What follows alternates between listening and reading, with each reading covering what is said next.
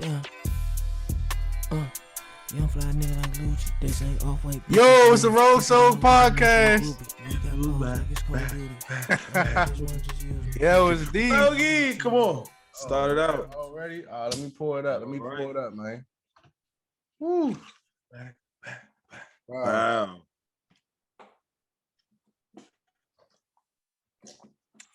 Ooh.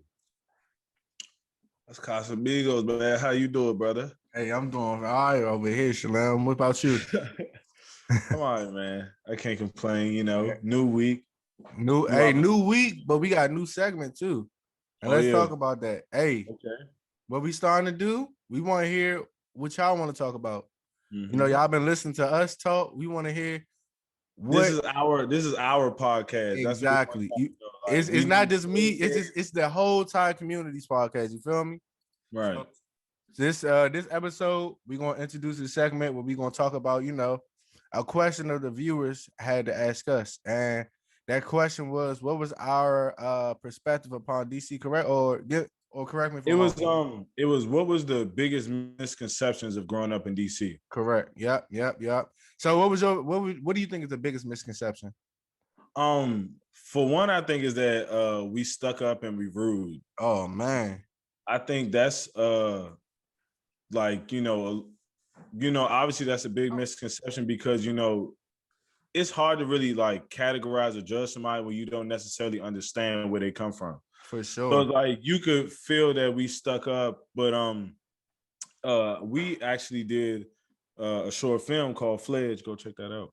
But when we discussed that, you know what I'm saying? Like sometimes you're just a product of your environment. And due to the fact that like DC is very like honestly, it seems like it's always been at war since we've been growing up.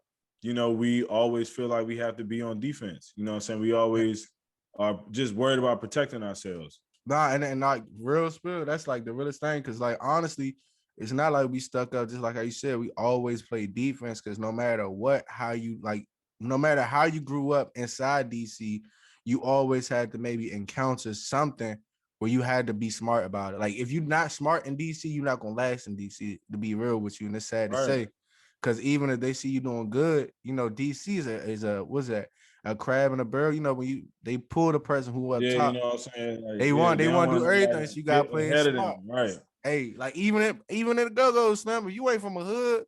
Listen, I was that person from no hood, right? After the go-go slum, you had to be real selective about where you going at, because after the go-go, man, I got caught lacking real live. I remember my little heavy ass. I was standing outside. I'm just chilling, I just got the new 10s and shit. I'm I'm stepping, relaxing, Nigga real live walk up to me like, hey, yeah, Big Holmes, I need that. So I'm thinking the nigga talking to the nigga behind me. I was like, what are you talking about? I don't even know what he talking about. He ain't talking to me, no way. But next thing I know, I see his man behind me, real live they sizing me up, but then he make a bird call. And all of a sudden, I got 30 niggas around me. Man. Slim in real life. And I'm thinking, like, it's no way they could be talking to me because, I ain't beefing with y'all. I don't even know y'all. You know what I'm saying? I'm just an innocent bystander, just at the let out. Man, I'm going to tell you my time. My one situation where I almost got robbed, right? Here you go. Like, I'm thinking the whole week, it was a situation that happened years ago. Rogie! Rogie! I need you a little lip before you tell your story. Oh, man. You telling me? Okay. Let's go. My man. But yeah, though, it was a situation with somebody, thought it was over. Man, I'm telling you, DC is backdoor capital, boy. Man, listen. Nigga told him he have a good conversation, dial me up. Mm-hmm. Man, listen, he like, yeah. My man said he's trying to get those shoes. I'm like, yeah, what size he wear? Like, what he talking about? Man, my dumb ass thinking he talking about price. Cause we was having, look, you can't even blame me though, right? He got his arm around me. We having a good conversation. Oh, you thinking this, bro? You thinking this your man? I know it ain't bro, but I'm thinking it's a nigga. You know what I'm saying? Yeah, you know what I'm saying. Cool dude. At that time, I thought. You know what I'm saying? Yeah, I need those shoes. I'm like, man, what? What we talking about? Man, shorty pull up the shirt with the dog. Slim, my eyes was like, oh shit, man. I no more the story though. I got them. He got games. Yeah. And listen, playing 2 sports came in handy with that dog. Won't lie to you. But no, but again, going back to the main question though, I would say the basic misconception is definitely that. And also is that I don't know. I feel like they think that I will say they think we're pretty stuck up. Yeah, like I think that's a really main misconception because going to A&T, you got the people who loved us. Like in North Carolina, and you from like the city, it's like they either love you or they hate you. It's no in between. So like, and But the I main thing they also hated is seen, go ahead. I was just gonna say another misconception due to us being at school was like a lot of people think it's just monuments and like tourist attraction shit. Like they don't understand that things actually like go on within the city. You know, outside looking in, they just like, well, wow, y'all is, you know, DC's politics and government. Y'all got, you know, the White House Like, and all yeah, that good what stuff. hood stuff can y'all possibly do? Right. You know, and that's in a way, it's like the uniqueness of DC as well, because it's like, it's really like, it's a good balance. Like you do got your corporate DC, but then you got the culture in DC. You feel me? Like honestly, all right, and that's the thing, right? Another misconception, because when you say culture, a lot of people hear that go-go, and some people be thinking that shit still like the culture. They're not saying go-go there, but the culture is where it was back in like when we were kids. And it's like that's a misconception that culture gone. In my eyes, that culture gone. Because every time I come home, bro, to me, it feel like I'm a tourist in my city. Like I lie to you now, I'm on the phone and I was talking to somebody and they and everything where us black people would meet up or us like colored or whatever, where we would go and stuff, they closing it all down, kicking us all out. So I would say that's another misconception too, that we don't have the same type of culture. Everything's changing. Let me ask you this. So like being with that though, like, you know, from what you remember, like the times like if you were growing up, like do you feel like it has made you like somewhat numb to certain shit? Because at times I be feeling like, bruh, because I've seen this shit so many times, it's like, damn, it still is some wild things that occur, but it's like I just got used to it. Like, do you feel that way? And it's so crazy, right? I really feel like being in the inner city, I'm only limited to DC, but it's being more so in the inner city. When you grow up and you see these different type of things, these different type of terrors, you become numb to it. You become so used to it that you think that it happens all across the world, right? And this is where I would say that we got again reach back to this community, reach back to these kids, because then they start thinking certain things are acceptable when it's not. Because it took me to go to college to realize that certain stuff is not like, like acceptable, right? Like how we told about how being in the inner city, right? We tense because we saw things, Right. And it just shows that we're very tense, we're aggressive because we saw things growing up, so we know how to move around it. So that stuff travels to when we're older.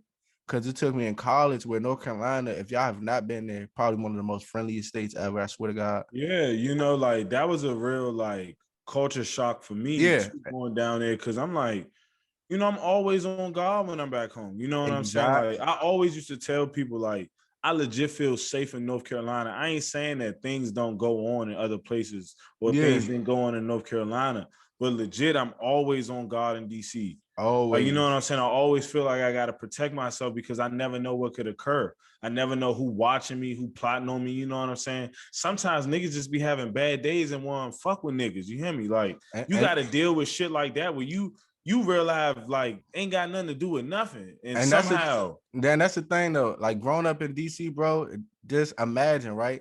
For men and for males, maybe this is how only I look at it, but at times I know actually I know this is how all males feel right now, right?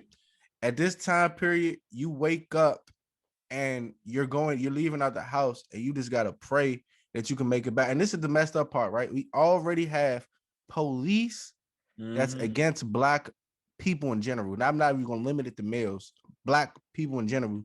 But us black right, males, especially growing up in DC, we got the police and then we got each other. And that's the thing that's kind of like really kind of scary when you growing up and you understanding is that you might not make it back to your mother. You could be going to school. You could be doing everything right. But but in the back of your head, subconsciously thinking, I might not make it back to my mother. I But might not make it back to home. you want to know what's like interesting about that though? Okay. Like, I feel like that's why a lot of people don't come back, because I feel like the mental fortitude that we gotta have to get out of that shit. You know what I'm saying? It's like it's somewhat like was draining just to get out. You feel me? Like it felt like it was a struggle. Like for me, we had got, my mother and I, we had got evicted like my senior year, like real life. Like we was homeless. You know what I'm saying? Had to move in with my aunt and shit. And like just to be able to get to North Carolina in a better situation, bro, it was just like sigh of relief. You know what I'm saying? Like for real, because it's just like, man, like what we had to endure back home, like it sometimes takes a toll on you mentally, and you like, do I actually like think I can have something else? You know what I'm saying? Like, do I deserve anything else? You know what I mean? Like, is this the way it's supposed to be? Yeah, You get confused. It's like, honestly, bro, when you growing up and you see, especially right at this time period where we're seeing most of our, I would say, our counterparts, our peers passing away. Right, And at just such a like, young age. bro, at a young age, it's just like, damn, this shit not like, it's really hard. You can kind of see how hard it is. Like, damn, am I really gonna make it out? Like, I'm seeing people making the wrong decisions. Like, and it's just like with inside the inner city, what I'm trying to get out is that you always in the top of your head gonna think, damn, can I get out? Or is it meant for me to leave or something like that? Brogy! Hey. Pull up.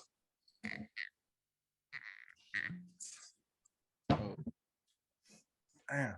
Hey, this one, I'm taking a shot for my man Uzman. My man Uzman knock Jorge Masvidal out. Tell ya. This for Uzman. All right.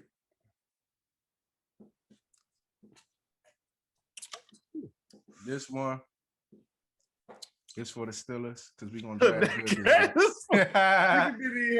good. Oh man. You paying me? I ain't had nothing to say right there. But nah, though, I can't even remember what I was going at. But the main more the story, right? It's a blessing for us to get out to North Carolina, or not just North Carolina, but anywhere in general. Because now we kind of gain that conscience to know that that lifestyle that we was living beforehand in DC is not normal. And now we have that like that mental capacity to get that on to somebody in the youth, right? So they don't have to live that tragedy that we going through. You know what I'm saying? Like our youth, like the youth going against each other, our own kind going against each other for a neighborhood that we renting. Feel me? And then we already got to deal with police. It's like no winner with that one. The government, I don't get in politics. I don't really know too much politics. Right. But clearly we already going against the police.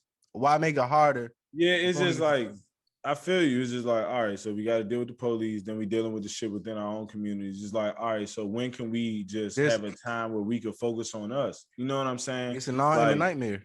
Yeah, it's just like, it's like a reoccurring cycle that, like, you constantly get stuck in. They put you in an impoverished community, then they put the police attention, higher on you guys. So now you got to deal with the fact that police are just harassing you because you live in a certain area.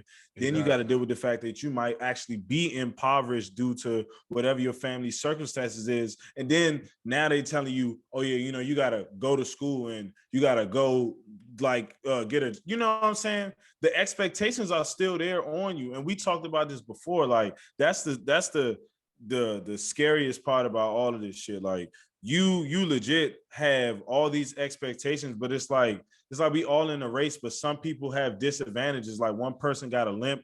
Like I feel like black people got both their kneecaps knocked out. Like G shit. Like we were alive, like trying to get to the fucking start. But it's like we've been disabled from the beginning. I would say the main thing that we gotta understand is just a culture, though, is that if we can't come to ourselves for protection, then who do we come to?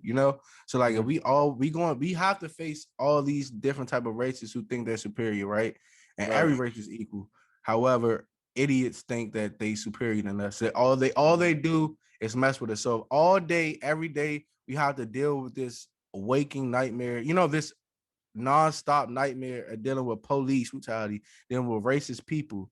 Why, when we need protection and we try to go back to our own kind for support, we're the biggest people to be like the gatekeepers, to be like, nah, I'm not helping you, or like, nah, fuck you. Like now we gonna create tensions. Now you making the black person nightmare better. I just feel like in order for us to really be successful, not even just like I'm taking it deeper than like just the city, but as in a community, as a culture, whatever like that. I feel like us black people, we definitely got to step up and kind of help each other. Let me chime in on that too, because the thing is, I feel like don't get us twisted. You ain't got to do nothing that you don't want to do. For sure. But the thing is, you know what I'm saying? If you don't help your community out, if you don't give back, if you are not a contributor to like, you know, the cause, then you are part of the problem. Even if you are not necessarily like doing things to black people, like you still ain't gonna be treated the way that you want to be treated. Yeah, you got some money. Yeah, you may have some stature, and may you know you doing a lot better for yourself. Right. And that's beautiful, because at the end of the day, we encouraging every person to do well. Black person, like we are encouraging your success. But it's just the thing that we seeing is like, due to the fact that that environment was so crazy that you had to get out of, the circumstances that you had to get to where you had to get, you know, was just so tragic. And at times you don't want to go back because like that's a memory that you're trying to leave in the past. Like you're just trying to move forward.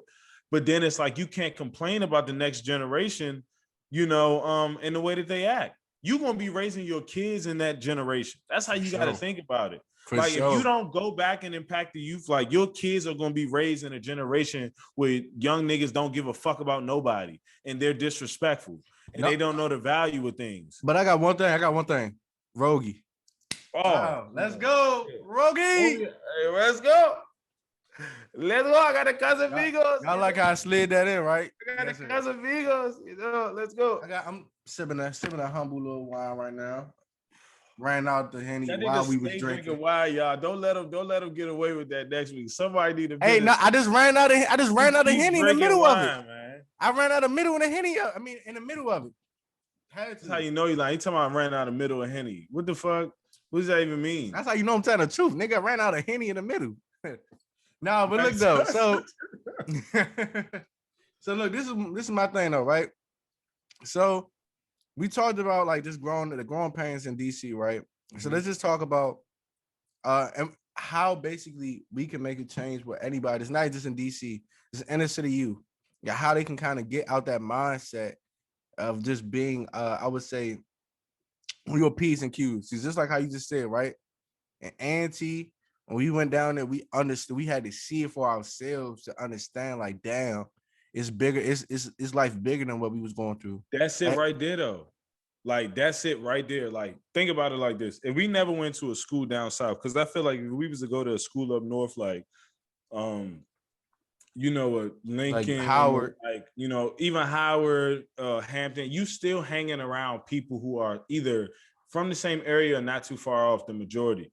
We went completely down south, 5 hours, real live, like where we don't even know the culture for real. Yeah, you could see it on television and you might have an idea. Yeah, they got Southern accents, but you don't really know how they act. Correct. And like when they real live approach you and like you see that like these people are genuinely just trying to be kind to you because like that's in their common courtesy. That's within their like basic norms. They legit speak to people when they see them. You know what I'm saying? They say, hey, how you doing when they walk in? They hold the door for somebody. You begin to realize that, damn, like the way that I was doing shit, like I feel like an asshole. Mm-hmm. Like legit, I feel like an asshole when real life I see a nigga holding the door for me. I'm real life 11 feet away. He a real life wait just till I get up to the jump. Real life see me and everything. And I'm like, damn, like nigga really showing me that, you know what I'm saying? Like that's something different. I ain't asked you to do that. You don't even know me. You know what I'm saying? The moment I realized it was different in North Carolina, because in DC, right, or maybe any city, I'm not sure, if somebody's staring at you and they staring at you for a while, you know it's like you on God, like what the yeah, you know it's something about to happen. You feel me? Right. So like I never forget, and this is like the thing that woke me up, and this is what I try to tell everybody about college, about going away, not even just college, but just going away from home. Mm-hmm. Right. It took me this experience to understand the glory and beauty of exploring the world. So I'm coming. I left out the dorm and I'm looking at these, like, I think like 2-3 dudes looking at me and they just staring at me from across the street. But I got across the street to go to class. and they just staring. So in my head, I'm like, fuck, I just gotta swing on like Yeah, one. I'm about to Yeah, say, I gotta I swing see on y'all, one bro, of them, like, make you it see and like work out or situations something. like that. If you see, just like, man, hit the first thing you see. Yeah, Real you life. feel me? I'm like the first nigga who just talk like the most shit. This guy hit him. So like I come over and I'm like walking and like they meet me at like an angle. So I'm like, all right, go time. So I'm like putting my bag. I'm really taking my bag off and everything. I'm like, all right, let me get ready. Right. Nigga, like, whoa, bro, whoa. What you okay? Like, what's wrong? And like it took, I'm like, huh? And my head, it's not comprehending. I'm like, yeah, bro, I'm good. I'm straight. But at that point, it showed me if I was to stay cooped up in DC, I would never be able to understand the different type of like glory or just the wonders that people be having in their cultures, I would say, in a different type of environments. Like in my environment is real tight, real calm. In this environment, they're real welcoming. Yeah. And now I can learn with that welcoming thing. If I was an asshole, like not asshole, but like if I was I would say a prideful person, like they say DC people are, I would not be able to like, you know what I'm saying, adapt to their culture or learn their culture, appreciate that. Yeah. Fully appreciate it. But because we come with an open mind, right? And I just experienced that, I can appreciate that peacefulness, appreciate that open mindedness. And because of that, right? I don't live in DC right now. I live in a whole different state. And look, Kelvin, you live in a whole different state.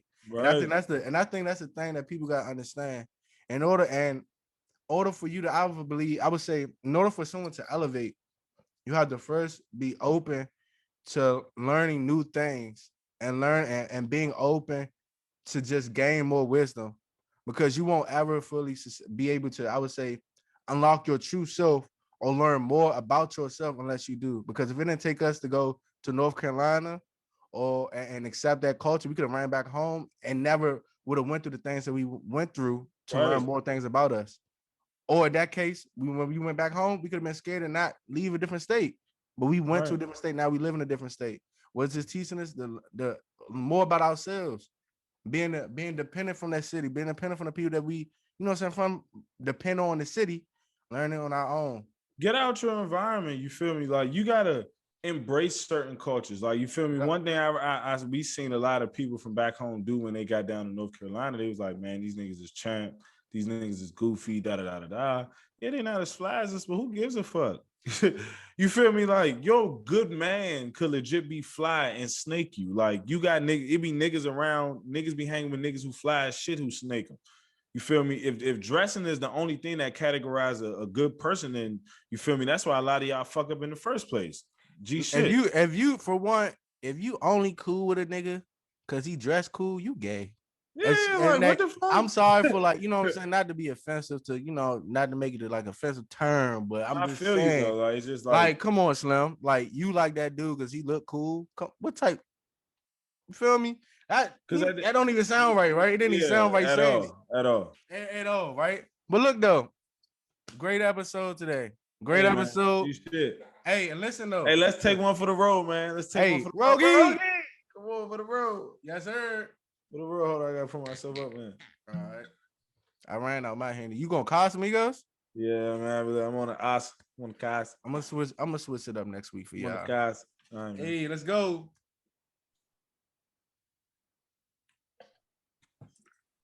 Hey, but look though, y'all send us topics whenever we send that in our story. About to send us topics that we gonna talk about for the week. This is our podcast, real live. We need full engagement. You hear me? Yes, sir. Listen, every time we gonna do it. Hey, it's D. Stacks, man. Hey, and we out. Let's get it. Damn. Young fly nigga like Rouge. They say off-white bitches Louis. Can't for the hoe cause I know she a groupie. We got posed like it's Call of Duty. I know the bitch wanna just use me. I put a walk in the 2 liter. I'm getting top in the 2-seater.